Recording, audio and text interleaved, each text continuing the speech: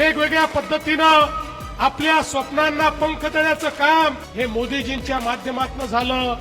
आणि सोलापूरमध्ये तर सोलापूरकरांना खरे पंख देखील आम्ही दिले। इथलं एअरपोर्ट लोक म्हणायचे इथे कधी विमान सेवा सुरू होणार नाही, पण इथली विमान सेवा आम्ही सुरू करून दाखवली। आज विमान सेवा नियमित केली।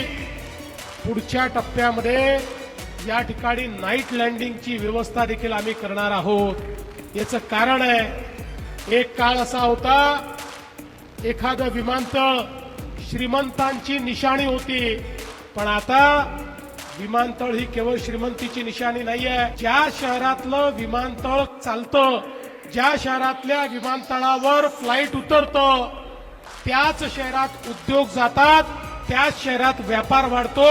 जिथे एअरपोर्ट नाही, जिथे फ्लाईट नाही, त्या ठिकाणी उद्योजक आता जात नाही। आणि म्हणून हे केवळ कोणाला तरी हैदराबादला, कोणाला तरी दिल्लीला, कोणाला तरी मुंबईला जाण्यापुरतं हे एअरपोर्ट केलेलं नाही, तर पुढच्या सोलापूरच्या औद्योगिक नगरीला पुन्हा भरभराटी आली पाहिजे, याकरता या एअरपोर्टचं काम आपण केलं।